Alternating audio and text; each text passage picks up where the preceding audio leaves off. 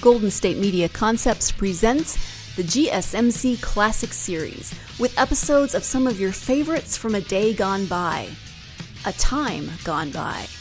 Join us as we time travel to some of your classic favorites from yesteryear. The GSMC Podcast Network invites you to sit back, relax, and enjoy the GSMC Classics series on the Golden State Media Concepts Podcast Network.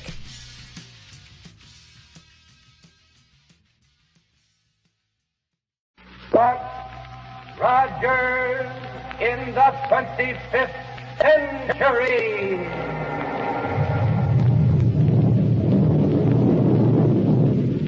And the shower of silver dollars from Popsicle Pete's Money Box.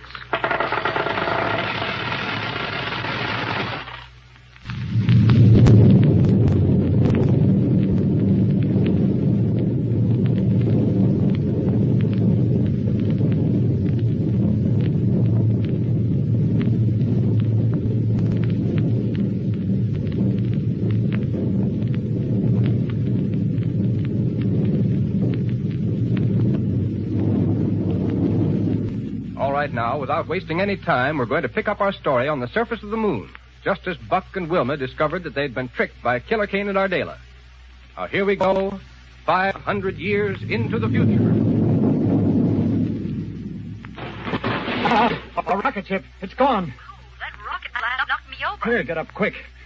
Kane and Ardela must have hidden behind some of these rocks out here, and they sneaked into our ship as soon as we left it. Buck, they've got Dr. Hewer aboard with them. We've got to go after them. Right. And we'll use this ship of Kane's. Well, go ahead. Get into it and take the controls. I said that a chase between these two equal ships was of no use.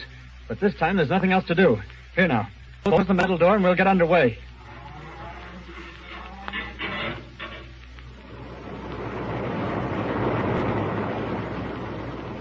Can you still see our blue ship in the teleradioscope, Ardela? Yes, Kane. Buck and Wilma have just gone into it. So they can head right out here after us, of course. We'll wait until they take off their spacesuits to operate the controls. What did you do? Left a slow generating gas pot under the control seat. It'll poison them before they know what's happened to them. Good work. Say, you must have hit Dr. Hewer pretty hard while he was getting out of his spacesuit. See, he's still out cold. Then we won't need to worry about him for a while. As a matter of fact, from now on, he can do all the work. How do you mean?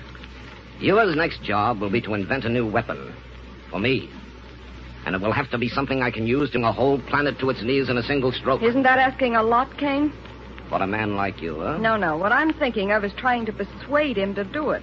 I've an idea that when I show him how much he can accomplish under my direction, he may be perfectly willing to play along with us. All right.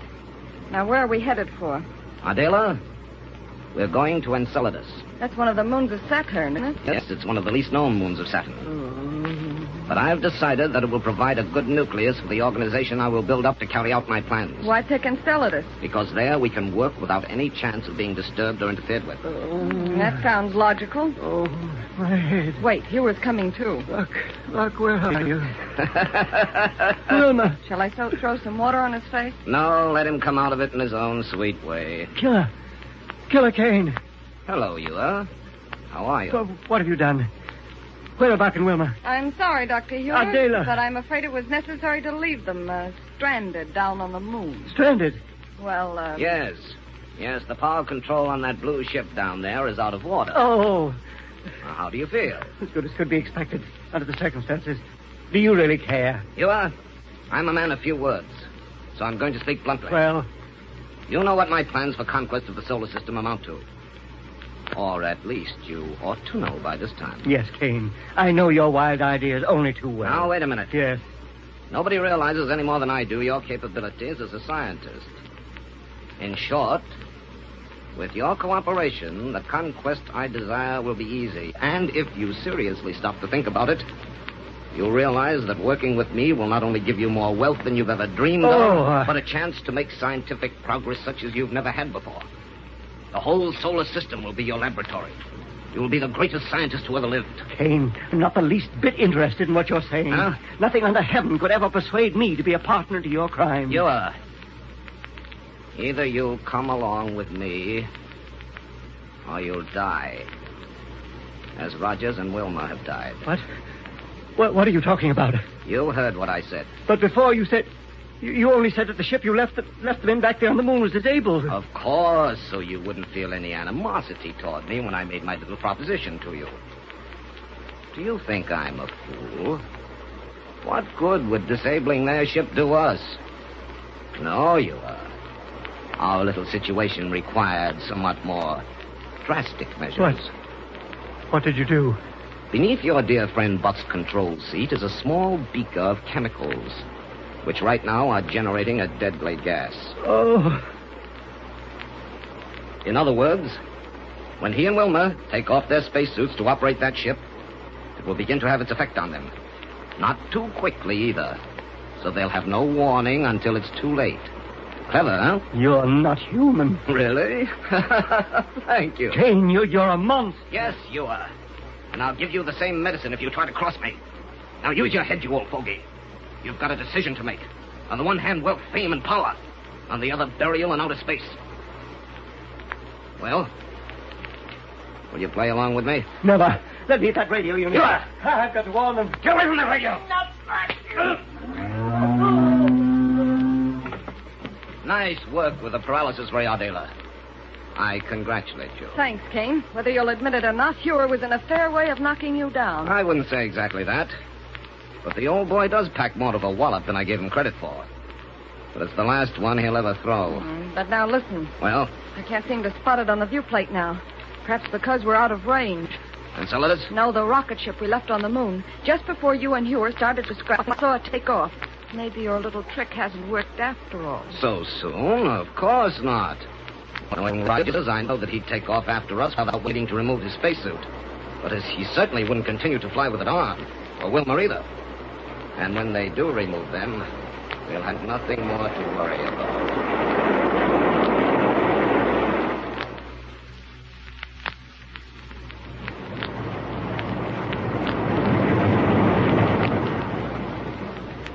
With me, Wilma, that's the fastest takeoff we ever made.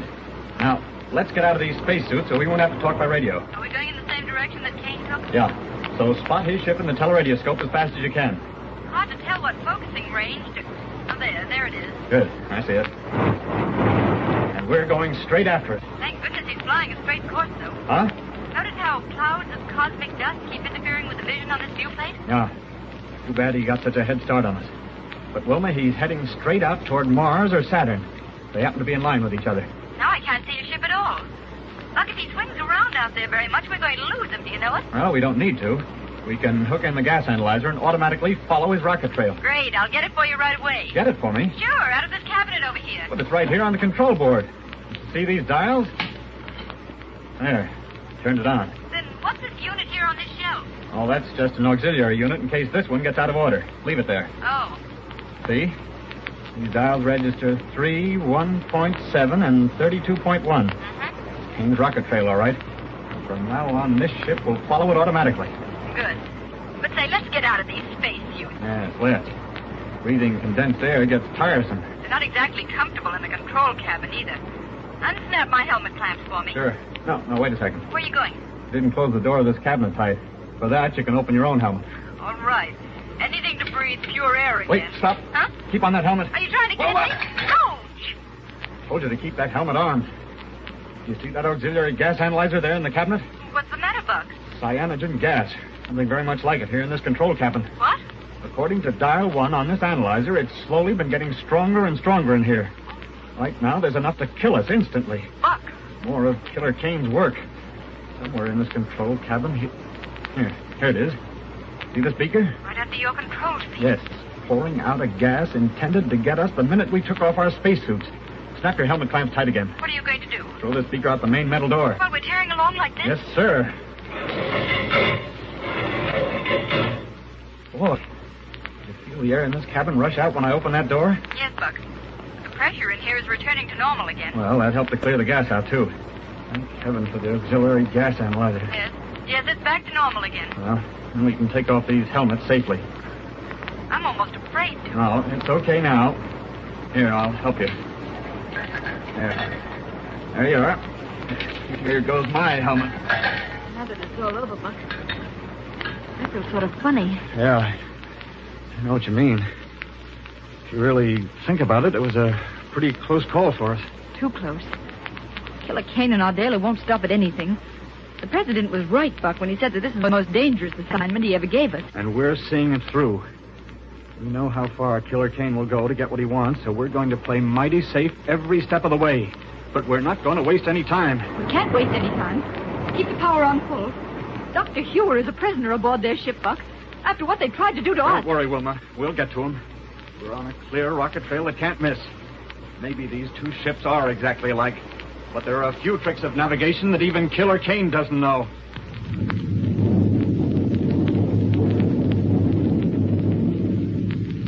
Yes, and I'll bet Buck and Wilma do get to Dr. Hewer and rescue him from the arch criminals. But how? And I wonder what Buck meant when he said that there are a few tricks of navigation that Killer Kane doesn't know. Well, I'm afraid we'll have to wait for the next episode.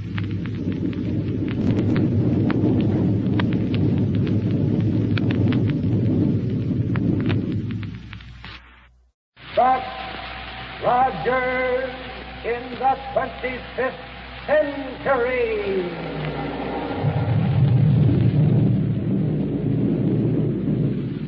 And the shower of silver dollars from Popsicle Pete's Money Box.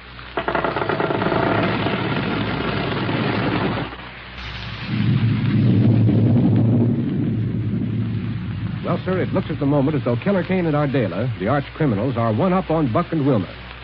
To begin with, they succeeded in stealing Buck's super rocket ship and Dr. Hewer with it. Now they're flying at top speed through outer space toward one of the 10 moons of the planet Saturn. Hundreds and hundreds of thousands of miles behind them, Buck and Wilma doggedly follow the criminals' rocket trail, determined to rescue Dr. Hewer at any cost. But now let's pick up our story in the rocket ship of Kane and Ardela. Here we go, 500 years into the future.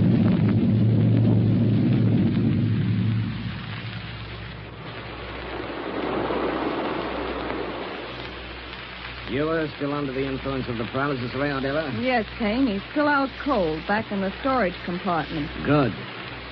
Now, we've left Mars far behind, and the moons of Saturn are dead ahead of us.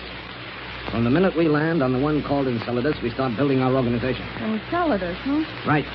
It's one of the least known moons of Saturn, so we'll be perfectly safe there. If we aren't being followed out here. Nobody's seen us. How could we be? By a rocket plane equipped with a gas analyzer. You're right, Ardela. I hadn't thought of it. Well, it's about time you did. Don't let it worry you. Watch. Why'd you cut the power? What are you going to do? Before cutting the power, I swung us wide from our course. Huh? Hey, take it easy, will you? Pipe down and hold tight to your control seat. By the time I'm through, there isn't a gas analyzer in existence that will be able to follow the trail of this ship. Hey, let me know when you're going to do that, will you? This is something that even your dear departed friend Rogers wouldn't have thought of.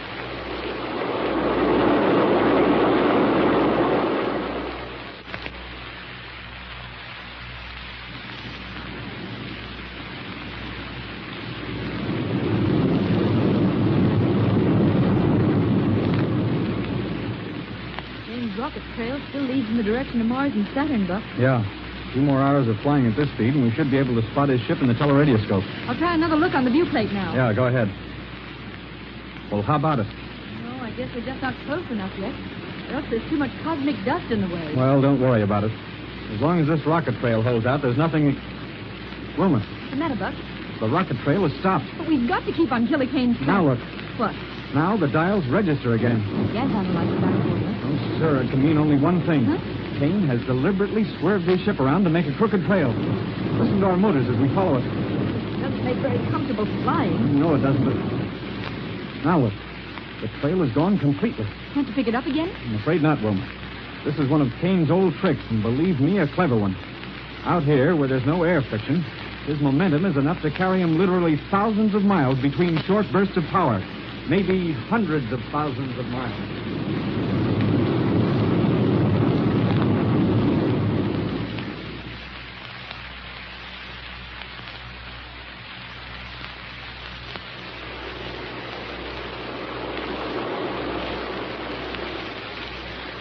Ardela, things are working out beautifully. Yes, Kane? While you were giving Ure another dose of the paralysis ray, I contacted the king of Enceladus by radio. Good. His name is Corex, and I told him that we are Rogers and Wilma. No. that we're coming to see him on important official business. Did Corax ever know Buck and Wilma? He's heard about them, but never seen them. Marvelous. Now, we'll land at his capital in a few minutes. On the private landing platform atop his palace. Oh, the king has been impressed with our importance even before he's seen us. Exactly. Thinking that we're Rogers and Wilma, he's all ready to eat right out of our hands. Kane, I hand it to you. You certainly have a pretty little way of pulling the wool over people's eyes and making them like it. Forget it. Are you sure you gave Ure enough of the paralysis ray to keep him out of trouble? He's saturated with it. Can't even wiggle his ears. Good. Now, see? There's the capital right below us. I'll cut the power and coast to a landing. Somebody down there waiting for us on that platform. Yes, it must be King Korak. Hang on now. Now, don't forget, I'm Rogers and you're Wilma. Okay, let's get out. Welcome. Welcome to Enceladus, the most progressive moon of Saturn, Captain Rogers. How are you, Korak? Meet Lieutenant Wilma Derrick. Oh, greetings. How do you do, Your Majesty? I am honored in having you here. Yes, sir, honored. Well, let's not waste time with formalities, Korak. Where can we talk? Why, right through this door here in my private study. Lieutenant? Thank you. Yes. Here we can be comfortable and undisturbed. Fine. This'll make good headquarters for the work we'll have to do while we're here. While I think of it, Captain... Well? I understand that when you and Lieutenant Wilma visited the moons of Saturn before, you brought along a gentleman who was a very wonderful scientist. The man who developed the system of government under which our moons now function. Oh, he means Dr. Ure. Yes, that's it, Dr. Ure. Where is he now? Why, he came with us. Oh, yes? But, on the way, he developed a strange illness that has, shall we say, rendered him totally unconscious. How terrible. Right now, he is in our rocket plane, so I don't want anyone to go near it. You must have complete and undisturbed rest. Well, isn't there something we can do for him? Nothing, Korax, except leave him entirely alone. Whatever you say. I'm sure you know what is best for him. Right. Now, let's get down to business. Yes. Yes, Captain Rogers. Huh? Yes. Now, Ardell, Lieutenant Wilma and I are here as delegates of the Interplanetary Council of Science. Yes. Our scientists have discovered that a large unexplored planet far out of the solar system is planning to invade all the others with which we've established contact. Oh. In any event, Korax, our job is to organize a space fleet that will be the most powerful ever assembled. Of course, I can see that. And we must have an army composed of every able man on every moon of Saturn. That army will be under my leadership, of course. Of course. And, Captain, I shall waste no time in informing the kings of the other Saturnian moons that you are here and that they are to take all orders from you. And you believe they'll cooperate? Oh, no question about it. None. Everybody knows what you and Lieutenant Wilma and Dr. Ure did for us when you were here before. Fine. Now, when you inform the kings of the magnificent project we're about to undertake, tell them they must immediately effect censorship of all interplanetary news channels. Why that, Captain? Korax, no one outside of the Council and the people of the Saturnian moons know what is going on. What? Why, on the other planets, it would cause nothing short of panic. Oh, I see. Now, before going any further, I want it understood that you are to be my official representative. Oh, that is an honor I'm afraid I don't deserve. Don't be so modest, Korax. Well, thank you. You will receive any and all delegates from the other moons that are involved in our plans. It will save me a great deal of time. I shall serve you to the best of my ability. And if you'll pardon me, I think I'll contact the other kings right away. Fine. As long as this is going to be our headquarters, we'll stay right here. Oh, certainly. By all means. Well, I'm glad that part of the job is over. It certainly swallowed everything you said, Kane. Call me Buck. Okay. You know, Buck and Wilma apparently rated pretty high with these folks. They're willing to do anything you say. Well, compared to Earth people, these folks are all a bunch of weaklings. Shout at them once or twice, and they'll do anything you say. But why did you want Korax to arrange it so you wouldn't have to receive the other kings? I should think you'd want to talk to them personally. Some of them might remember our faces from our previous visit. Then we'd be in hot water. Okay. Now, what's the next step? We're going to put these people to work building spaceships. I see. With all the manpower that's available, It should be only a matter of days before we'll have a powerful enough space fleet to face anybody in the solar system who might try to make trouble for us.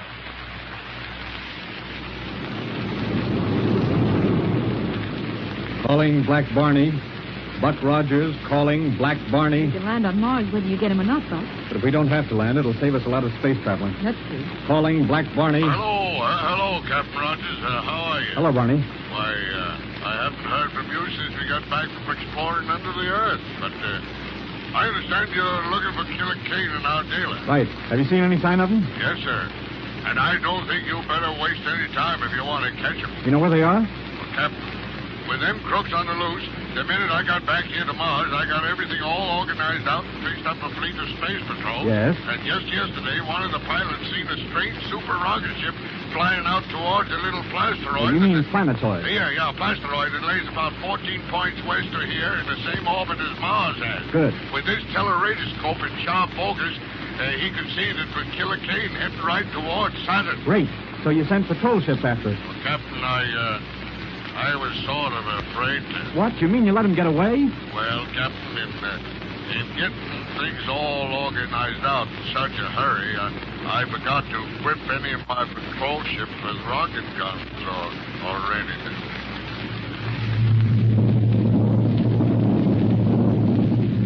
Well, poor old Barney. But at least our friends are on the trail again.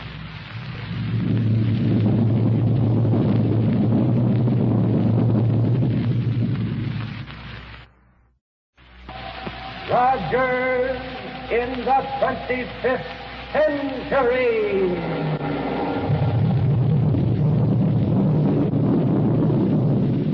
And the shower of silver dollars from Popsicle Pete's Money Box.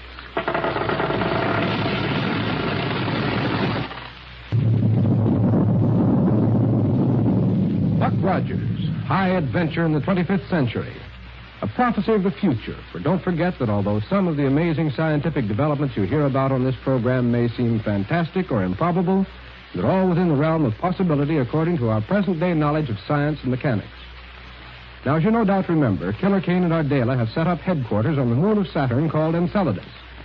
They're organizing a huge space fleet with which they plan to conquer Earth and all the other major planets in our solar system. Meanwhile, Buck and Wilma, hot on their trail, have just reached the Saturnian moon called Themis. And there, from King Nax, they've learned of Kane and Ardela's whereabouts. Now, let's join them.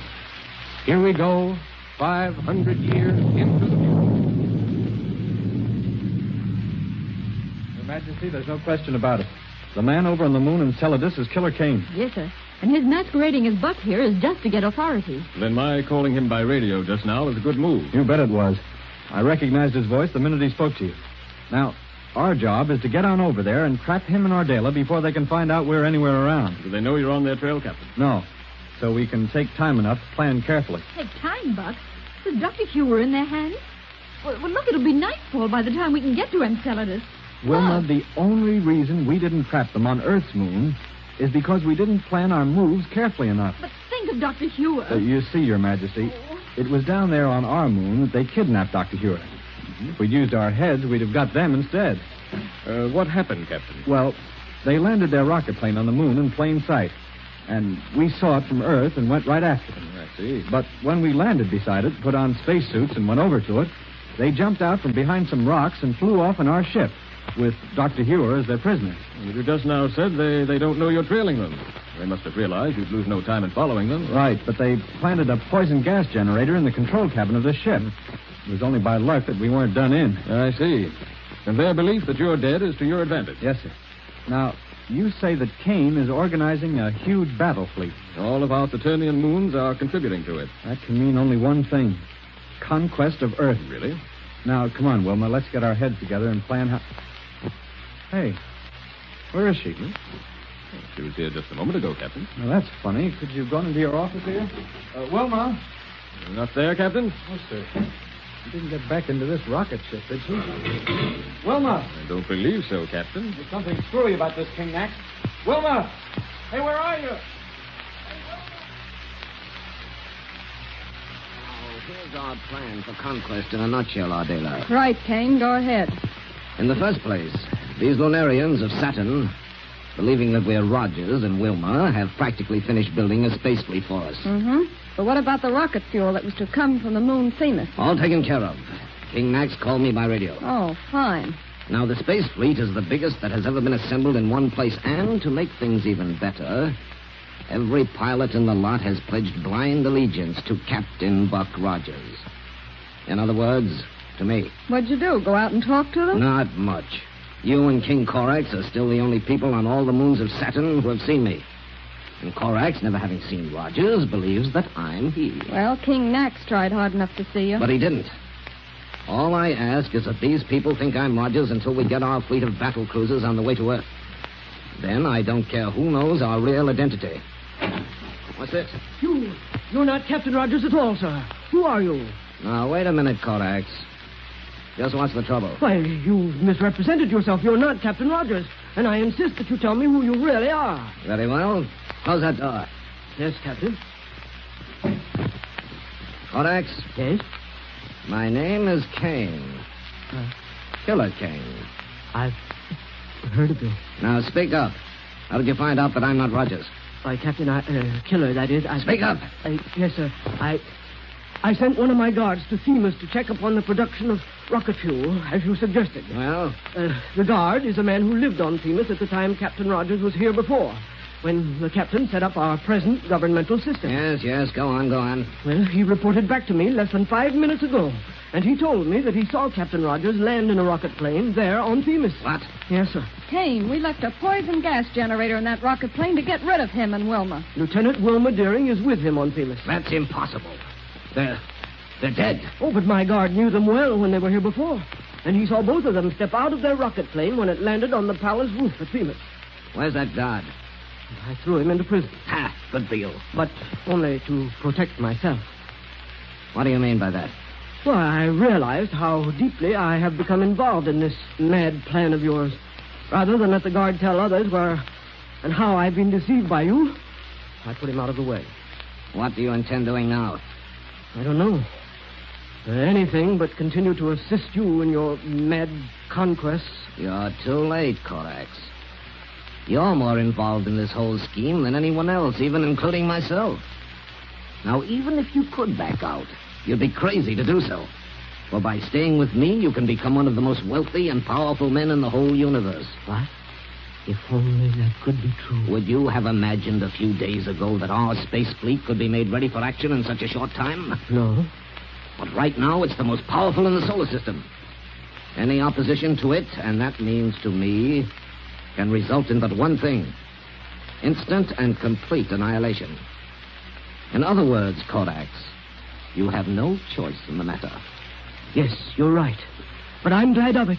I've seen what you can do, and I believe you in your promise for wealth and power. That's the spirit. I've had my taste of authority in ruling this little moon of Saturn. Now my power will extend throughout the whole solar system. Absolutely. After all, we can live for only once.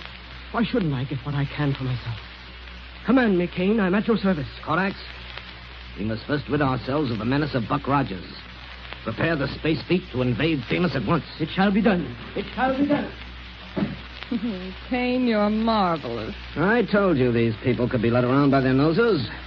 What's more, if anything goes wrong, we simply pass the buck to Korax. Kane, with Buck and Wilma around, the chances for something going wrong are plenty. Yes, I know it. That's why I ordered Korax to have the space fleet made ready. Not to invade Themis, that would be foolish. I should think so. The point is that if Rogers doesn't know it already, sooner or later he's going to know that we're here. Therefore, he won't waste much time coming over here. But with our rocket fleet for protection, we'll be more than ready for him when he arrives. Seems to me, Kane, we have an even more powerful weapon than the rocket fleet. What? A certain individual who's lying outside in our spaceship under the influence of the paralysis ray. Dr. Hewer, of course. Right. Have you renewed his dose of the paralysis ray? Not since just after we got here, but I gave him a mighty heavy shot of it. Then he'll be all right.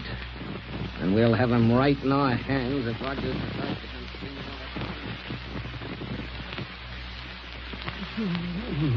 Doctor, are you all right now?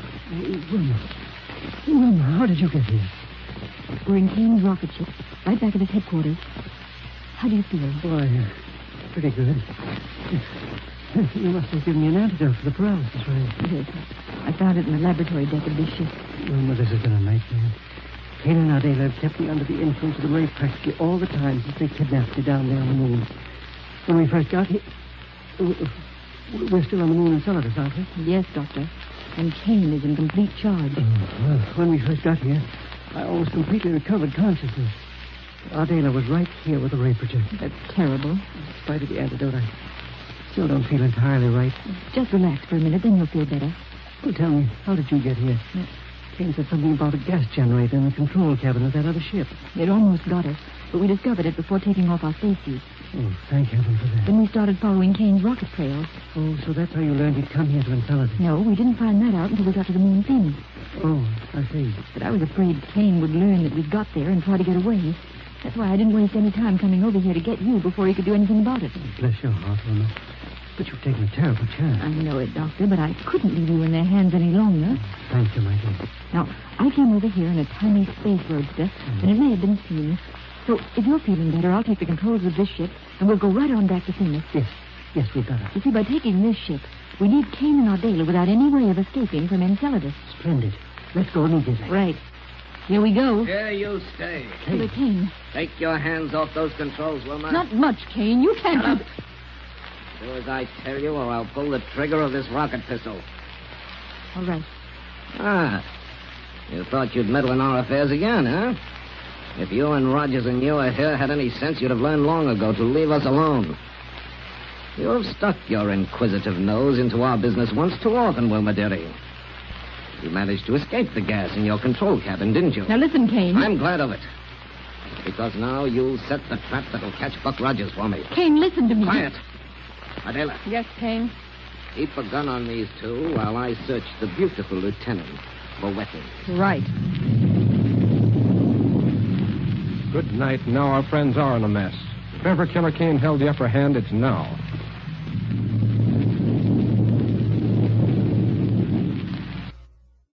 Buck Rogers in the 25th century.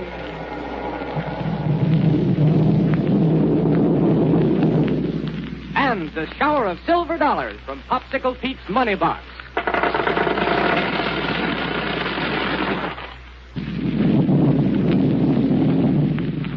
Thrilling adventures of Buck Rogers have taken us far away from the amazing super scientific world of the 25th century, far out into the great void of outer space.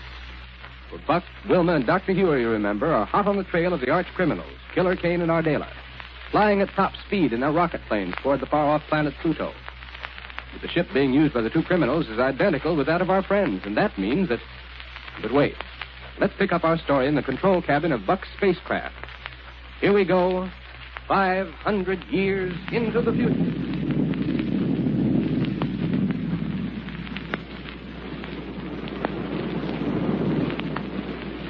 Wilma, can you still see Kane's ship on the viewplate of the teleradioscope? No, Buck. Either there's too much cosmic dust in the way or they've gained on us. We're still automatically following them, though, Buck. Yes, The Doctor? gas analyzer's picking up a clear trail of rocket gas. Good. But now, look here on this sky chart. Yes, Buck? This proves what I've suspected. Oh, you've plotted our course on it. Yes, sir. Wilma, the two criminals are headed for one of the black planets. Oh. Or I should say planetoids that lie out near the orbit of Pluto. Good night. Yes, sir. Not so good. Buck, you and Wilma were out there among those black planetoids once before. Yes, sir. And according to your reports about them, they're composed of a substance that absorbs light to such a degree that it reflects none. In other words, Doctor, they're practically invisible. Unless you get them between the sun and yourself, you can't see them at all. Even then, they just look like a dark blur against the glare of the sunlight.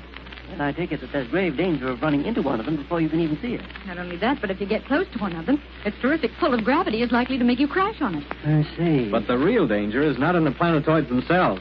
No? Oh, sir. Didn't you see the pictures I had taken with a telemagnetic recorder camera? Of the gigantic bird? Yes, Doctor. Space birds flying all around out there. Yes, that's right. Well, we have the protection of our long-range disintegrator. Well, just the same, if a couple of dozen of them hove into sight, we'd have a pretty hot time on our hands. Doctor, some of those birds must have a wingspan of 300 or 400 feet. Oh, what? That's right, sir. The only reason we took pictures of them was because we knew it was the only way you'd believe us. Their power of flying around in space is what I can't understand. You know, without air to flap their wings against. Wasn't there anything to indicate how they propel themselves? Only little streams of fire coming from the tips and edges of their wings. How can they breathe in the vacuum of outer space?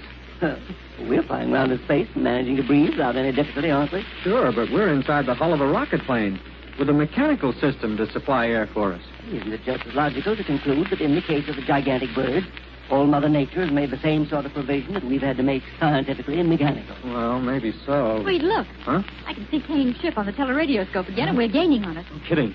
Oh, yes. I believe you're right, Wilma. I'm sure of it. But I don't see why, the two ships being exactly the same. It's because Buck polished the stern of the ship by turning on the heat ray. Yes, sir. By making a shiny surface of it, the rays of the sun, millions of miles in back of us, reflect on it and actually help to push us along. It doesn't seem possible. It wouldn't be possible except in this vacuum out here. But we're certainly gaining on Kane. Okay. Well, if it's humanly possible, we've got to prevent those two from reaching one of the black planetoids. Not only because they could hide from us so easily, but because of the danger in navigation. That's all right if we can catch up with I'm them not sure that we'll be able to. So listen. You're going to radio to Kane? Yeah. Calling Killer Kane. Buck Rogers calling Killer Kane. What are you going to say to him? Well, Rogers, how's my old friend? Never mind that, Kane. We have more important things to talk about. I can't imagine anything important that I'd have to talk about with you. Kane, ever since you took off from Enceladus, we've been on your trail. What's more, we have a rocket plane that's just a little bit faster than yours. You think so? I'm sure of it. That means that in a very short time now, we'll overtake you. In other words, if you stop and think about it, the only sensible thing for you to do is to head back for Earth. Oh, I see. That ship of yours is running low on fuel, and you're getting worried about whether you'll be able to keep up with us much longer. Not a bit of it. The whole thing is simply that we're bound to get you sooner or later. And you may as well save yourself as much trouble as possible. Listen, Rogers. The ship you're in is identical in every respect with this one. Same size, same streamlining, same rocket projectors, same everything. You'll never catch up with us, and you know it. That's so? Well, suppose you look back and see how much we've gained on you just in the short time we've been talking by radio. Ah. Rogers, I want to tell you something. Well? If by any chance you should catch up with us, you'll never take us alive. Heroics, Kane. Forget them and think it over. Why, you... Well? No, Buck, he'll fight to the bitter end. I only hope that he doesn't realize what's given our ship the greatest speed and do it himself. No, I don't think so. Look. Huh? Something black is streaming out the stern of his ship. Yes, I see it. Yes. I wonder what it could be. Suppose the continuous maximum flow of power from his rocket tubes is jammed. But it isn't coming out of the tubes, Wilma. Focus the teleradioscope closely to bring out its tail. Right. There you are. Buck, that's ultronium. The heavy material these ships carry for ballast. Why is he unloading it that way? Lightening his ship won't give him any more speed, will it? Not a bit. Here in space, it has no weight anyway. Then what's the idea? I don't... Wait. Huh? I think I know what he's trying to do. What, Buck? You see, that stream of ultronium dust is traveling directly backward along the hull. Yes. Sure, his forward motion makes it travel back that way. Well, what it does is provide an element for his rocket blast to push against. You're right, Buck. And he's picking up a little additional speed. Not very much, though. And there goes the last of the ultronium. Oh, I hope it hasn't given him enough speed to keep ahead of us. Oh, sir. It'll take a lot more than that to keep us from catching him. Before he can reach one of the black planetoids? Well, Buck, our non-recoil energy projector. Yes, sir? Turn it back, and it will push against the rocket exhaust. Sure. That'll give us more speed. Why didn't we think of that before? Turn it on, Buck. Right, sir. There. Just let Killer Kane try to stay away from us now.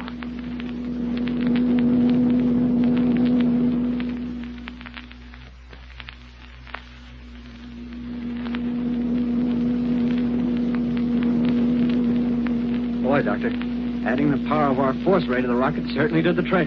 There, we're pulling up on Kane and Ardela now, all right. Yes, I can see it through this forward and hollow glass window. But say, Buck. Yeah? Doesn't it seem to be getting awfully hot in here? Yeah. Couldn't be anything wrong with the air conditioning unit, could there? No, according to these dials, everything's okay.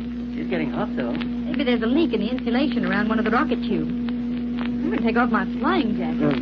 What could be doing it, Doctor? Oh, if the insulation around the rocket tube, it would show up that... Wait. Look. What, sir? Look ahead at Kane's ship. Yeah? He's using a thermic radiation projector on it. But we have a hull of solid impervium around It us. still won't prevent heat from slowly seeping in by simple radiation. And the closer we get to Kane, the more we'll feel that heat ray. Yes. Just look at that thermometer. What's it say?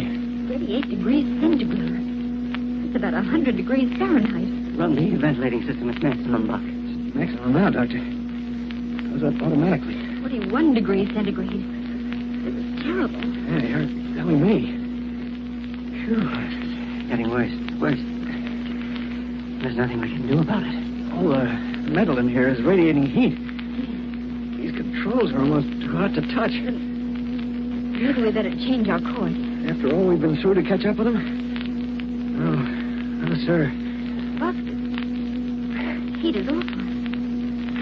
I don't think I can stand it much longer. A few more minutes, and we'll be able to hook onto Kane's ship with the magnetic grapples.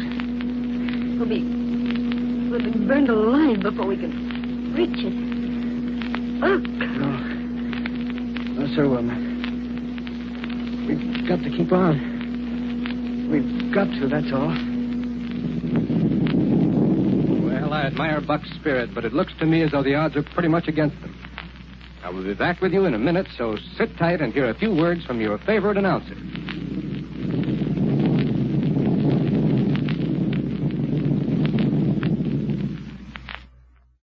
Buck Rogers in the 25th century.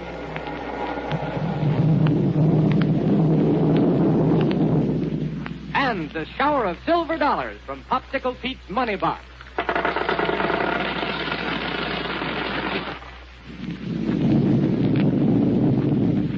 Far, far from Earth in the great void of outer space, out near the orbit of the planet Pluto, Buck, Wilma, and Dr. Hewer once discovered the black planetoids, small heavenly bodies made of a substance that absorbs light to such a degree it reflects none.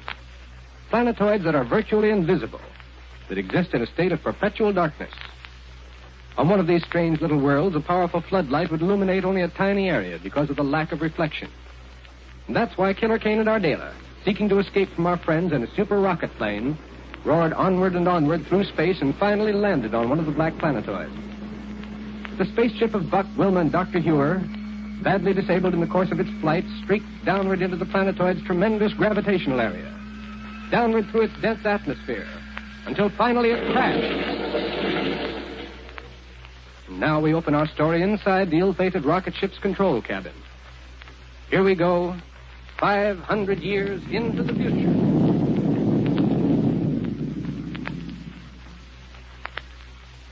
Doc. Wilma. Are you all right? I am, Doctor. So am I. The crash certainly sounded bad, but... well, we're all whole. Yes. Thank heaven. Knocked our lights out, though. I can't see a thing. Well, I can. Huh? Our metal door must have been banged open. Look. There's a light coming through the port of Killer Kane's ship over there. Yes, Buck, I see it. And, Doctor, we finally got them. Thinking that we're done for, they'll come over here. All we need to do to trap them is to sit tight and keep perfectly quiet. Buck is right, Dr. Hewer. We've got to be all ready for them. Now, if I can feel my way over to the weapon cabinet, I'll get at some disintegrators and rocket pistols and a hand light. No light, Wilma. I'll spot them and know that we're okay. Of course, sorry. Peculiar thing about light on this planetoid. Kane's metallograph port over there is quite bright, but it doesn't cast any general illumination whatever. Any light on this place is completely absorbed by both the ground and the atmosphere. That's why the air seems so stuffy all the time. But here's some weapons for you. Oh, good, Wilma. Oh, thank you, Wilma. Any sign of movement from their ship yet? No, none whatsoever. No. So we may as well make ourselves as comfortable as possible. Here, Wilma, there's a control seat right back of me right here. Okay. Only be careful getting to it because part of this half-wrecked control board is jutting out. Oh, so I noticed. Yeah, okay? Sure. Well, now for a long, quiet wait until Kane and Ardela come over here to look at what they probably... Kane, if that crash landing didn't finish them off, I'll eat my flying jacket. I'm pretty sure of it, aren't you? Why not? Never heard such a crack-up in my life. You forget one thing, Ardela. The shock insulation built into that ship. I still don't think they could have survived. We're going to wait right here until we're sure. No lights have appeared aboard that ship of theirs. Or what's left of it. We're still going to wait. Okay. Now for a long, quiet wait. What's this? Until Kane and Ardela come over here to look at what they probably think are our remains. Do you hear that? They're alive. No sign of their moving out of that ship yet, but they will. It's coming through our radio unit, Kane. Right. Their transmitter is on, but they don't know it. They're moving around in the dark over there. Someone has accidentally turned it on. Dela, we couldn't ask for more. I still can't believe they ever survived that crash. Oh, don't you believe your own ears? Well... Now we can play that waiting game as well as they can. What's more, we're in a far better position to do so. Buck? What? Yes, Wilma? Can you reach me a drink of water? Yeah, the tank's right here beside me. Matter of fact, I'm so dry myself I could almost exhale dust. This is one for me, please. I can't think of anything I'd like more. Right, sir. What's the matter? Water tank is bone dry. Listen. Oh, no, are you sure? Let me have your hand. See? Drop coming out. Oh, but water's one thing we can't do without it. This is serious. I know it. Afraid there's nothing we can do, though, until we can get into Kane's ship. Well, but... Okay. No water aboard their ship, eh? If they only knew it, there's a water hole less than 100 feet away from them. How do you know? Now, why do you suppose I navigated our ship down to this particular spot? Well? It's exactly where we landed when we were on this black planetoid before. Oh, I see. Incidentally, there's a deep natural pit not far from here, too.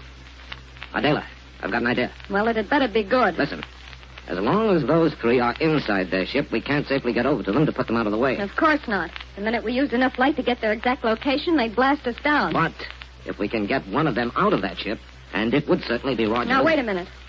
Better tell me how you think you can do it. Easily. By turning on our radio transmitter and letting them hear us talk. What? But just to make sure you don't pull any of your usual boners, I'll carefully write out exactly what we're going to say beforehand. It still doesn't make sense, Kane. A little bit of carefully planned dialogue will get Rogers out of that ship while my name is in Killer Kane. Well, if you ask me, it'll have to be pretty good dialogue. If you'll pipe down a minute so I can write it, it will. Now, while I'm doing it, you can keep a sharp eye in the general direction. Hours and hours, and still no sign of movement in Kane's rocket ship. Just gotta be patient, Wilma. This old wreck, we're helpless until they come over here. If only there was some water. Isn't there an emergency tank of some kind on board, Doctor? No, well, I'm afraid not. We'll just have to grin and bear it. Buck, we'd stand at least an equal chance if we made an attack on Kane and Forget it, Ardela. Wilma. We're thirsty, too. We don't dare take any chances. Look, the light from the port of Kane's ship has gone out. I wonder what that means. Probably nothing, Wilma. It was one of the forward compartments. Dinah, I hope it doesn't mean they're getting ready to take off. If we left... Now, wait, Buck, what's that? Can't you even walk past this control board without bumping into it? I'm sorry, You hear that? Ardela's bumped into the control board and turned on their radio unit. Turn out the light in the forward compartment. Yeah. Now that we've got the water tank full again, we don't need it on. Rather a lucky find, that water hole out there, wasn't it? Listen. There's a lifesaver. Did you mark it well? With a small flare. What a fuck can the rest see it? They're dead aboard that cracked-up wreck. Maybe. Anyway, the flare is behind a little clump where they couldn't see it. Turn off the receiver, Wilma. That's all we need to know. Why turn off the receiver? Because I want to make some adjustments on both receiver and transmitter. Okay. Say, was our transmitter on, too? What? Oh, no, it couldn't have been. Oh. Here now. I'm going to set this for a monodirectional beam on a wavelength of 4 centimeters. What for, Buck? Here. Now, wait till I get into the locker here. There we are. What are you going to do, Buck? Put on a spacesuit and go out and get some water. Buck, that's too dangerous. This suit will give me protection and a way for us to communicate with each other while I'm out there. That's why I set the directional wavelength so that Kane and Ardela won't hear us. But what if they see you out there? In that blackness? It's still a possibility, Buck. I'll be just as ready for them as they'll be for me. One disintegrator and a rocket pistol, and I'll meet Killer Kane any place, any time. But you can't fight the weapons on their ship. Yes, Buck. Only way they could see me from their ship would be by my getting in line with a flare. I'll stay the side of it. And suppose you get lost out there. You take a small hand flash and watch the directional rangefinder here on the radio panel, and you can guide me. They might see that light. Not if you cover it well. Buck, I still wish you wouldn't go. Thirsty? Not that thirsty. Sure you are. So is Dr. Hewer, and so am I. Here, help me get this helmet over my head, will you please, Doctor? If I can feel my way over to your side. Here, sir. Here we are. That's it. Be sure you get it on straight so that you can talk to us through the midget radio unit. There now. Head on. You, hear me all right? Yes. Here, a rocket pistol and disintegrator, and a container for water. Thanks. Now, here I go. Doctor, I'm awfully worried about his going out He'll there. be able to take care of himself, Wilma. He has rocket pistol, disintegrator, and the jumping belt that's built into the uniform. Buck, Okay, Wilma. Getting along fine out here. don't run smack into Kane's rocket ship. Judging by the light we saw, it's well away from where I am. Inside of that flare marking the water hole? Not yet, sir. No. Okay, wait. Yeah, now I see it. You sure it isn't another light in their plane? No. Looks Looks almost like a small bonfire. Probably one of the flares from the laboratory deck of that ship. Yeah, I guess so. I'm walking over toward it now. Now, be careful, Buck. You don't want them to see you against that light. Don't worry, Doctor. Hey! What's the matter, Buck? Buck. Buck. Buck, what's happened? Answer me, Buck. Buck. Buck. Well, it looks as though Kane's trick has worked, doesn't it?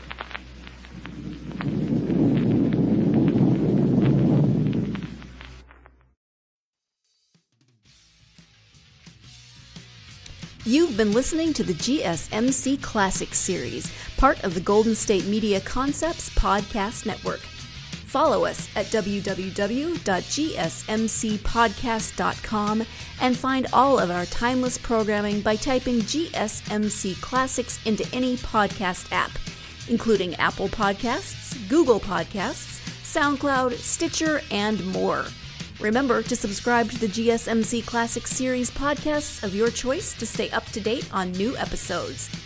And if you could take a minute to give us a nice review, that really helps us to get this ageless programming out to others who would enjoy it just as much as you have. Check out all of our GSMC Classics series podcasts. Whether you're in the mood for comedy, romance, adventure, history, science fiction, horror, or anything in between, the GSMC Classics series has you covered. Thank you, and we hope you have enjoyed today's program on the Golden State Media Concepts Podcast Network.